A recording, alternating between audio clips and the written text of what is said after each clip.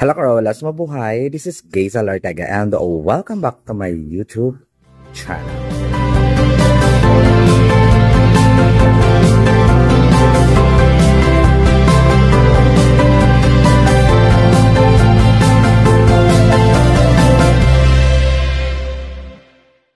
Hello, kamusta po kayong lahat? Good morning, good afternoon, good evening. Anong oras kayo nanonood sa akin ngayon? Maraming pong salamat sa mga bago ko dyan subscriber and returning viewers.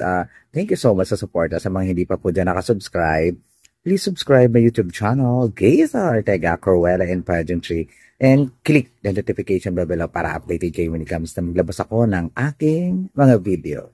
Syempre, pag-uusapan natin ngayon yung mga first na nangyari sa mundo ng pageantry dahil sa pagkapanalo ni Maria Atisa Manalo. O, diba?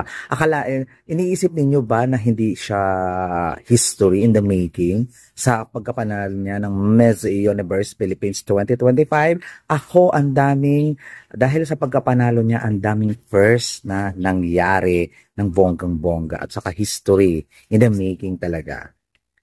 Oh, 'di ba? Lipat-lipat tayo ng mga venue. Sabi ko nga sa inyo kanina, guys, history in the making talaga kasi para sa kaalaman ninyong lahat, sa Miss Universe Philippines franchise talaga. Siya lang naman ang kauna-unahang queen na nanalo in pink. 'Di ba? Kabog. Sa Miss Universe Philippines, parang siya lang ang naalala ko at suot ng pink sa coronation niya.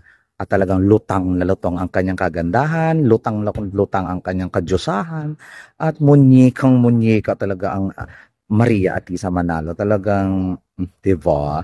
So, kung mag-iisip kayo kung sino ba ang queen na nagsuot ng pink sa kanyang coronation night, Maria Atisa Manalo lang ang maalala ninyo. Ang susunod na history talaga ay nako, siya lang naman ang kunang-unahang taga Quezon Province na nanalo ng Miss Universe Philippines. May naalala ba kayo mula noon hanggang ngayon? O di ba, Maria Atisa Manalo lang ang nag-iisang beauty queen galing Quezon Province na iuwi ang corona at maipadala sa Miss Universe. O di ba? So, ang daming first, ang daming history na pagtagumpayan ni Atisa talaga ng bonggang-bongga kasi ikaw ang kunang-unahang taga Quezon Province na mauwi ang corona at maipadala sa Miss Universe. Hindi ba yun history? Ikaw ang kunang-unahang babae na taga Quezon Province na magbibigay ng karangalan para sa iyong probinsya. Di ba? Nakakaloka. Kaya grabe talaga ang history at saka kauna-unahang babae.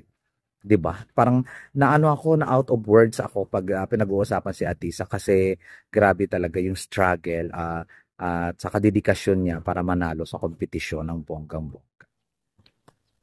Another first na nanalo si Atisa ay siya lang naman ang kauna-unahang Miss Philippines International tapos nanalo ulit ng corona para mag-compete sa Miss Universe. Parang siya lang ang kaisa-isang Pilipina na nag-compete sa Miss International tapos ngayon magko-compete na sa Miss Universe, no? Kasi nasanay tayo is from Miss World to Universe, si Catriona Gray at saka si Michelle D from World to Universe. Tapos from Earth to Universe, Celeste Cortesi, diba?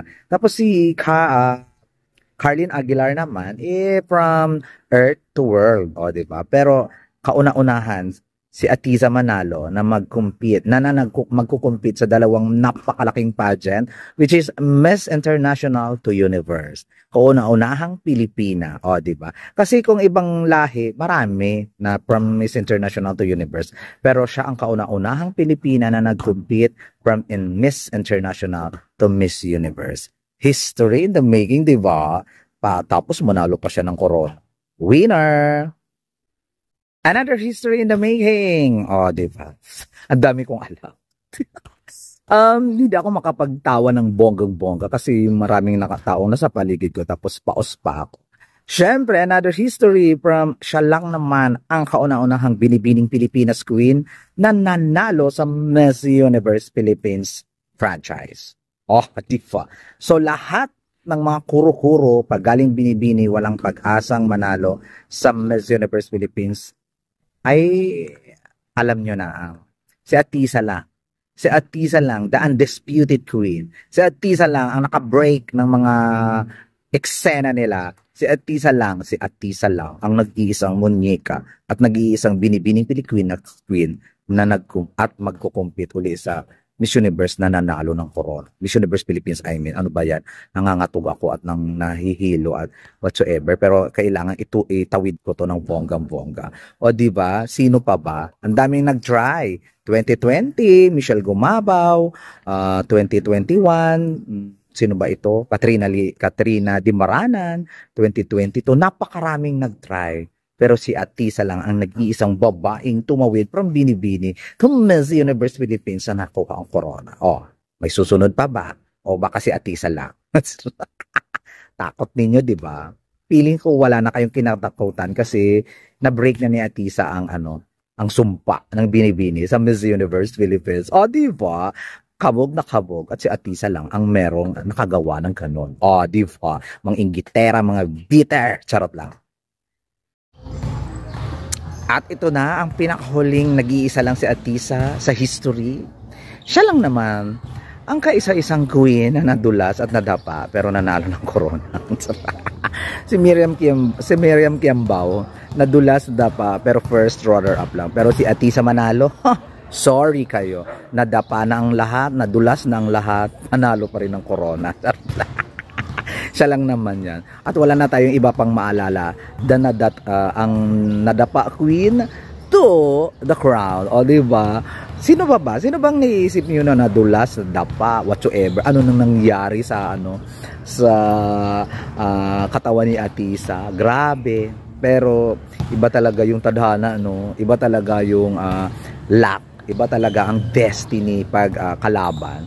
Kahit siguro nahulog pa siya, tumambling pa siya, ikot-ikot, siya lang talaga. Nakakalok. Sa Miss Universe Philippines yan siya lang ang kauna-unahang ipinadala sa Miss Universe na nadapa. Pero meron namang nadapa tapos ipinadala sa Miss World, si Tracy Morin Perez. O diba? Parang silang dalawa lang. Diba? Pero sa history na ipinadala natin sa Miss Universe, si Maria Atisa Manalo na ang nag-iisa at nabubukod tanging nadapa pero nanalo pa rin ng corona. O diba? Nakakaloka. Daming first kay Atisa. Ano pa? Comment down below lang kayo guys kung ano pa ang first na Atisa Manalo ang nakagawa sa mundo ng pageantry. O diba? Kasi medyo mapurol ngayon yung utak ko. Hindi ako makapag-isip masyado ng bonggang-bonggang sasabihin. Kasi nga, di ba, may sakit ako tapos ganito pa ang kalagayan ng aking lalamunan. Ay, diba? Pero kailangan nating i-push to ng bonggang-bongga kasi Maria Atisa Manalo to, diba? So far, yun lang ang nag-iisip kong nag-iisa at ginagawang ng history ni Atisa Manalo. Kayo, i-comment down below lang ninyo kung ano nalalaman ninyo. Hindi naman ako perfect. Pero pag-usapan natin yan sa comment section kung ano yung mga first na ginawa ni Atisa dahil nakoronahan siya ng Miss Universe Philippines 2025. Hanggang dito muna ang aking kasi wala akong masyadong bonggang background at nagtatrabaho at maingay doon sa bahay ng kaibigan ko. Magpapahinga muna ako na very light para makabawi ako ng bonggang-bongga. Ay, hanggang sa muli, pag-uusapan ulit natin si Atisa, walang kapaguran, I love you all guys. Love ko kayo. Comment down below lang kayo dyan. Usapan natin at saka magbigay kayo ng topic. Napupurol na utak ko. Bye!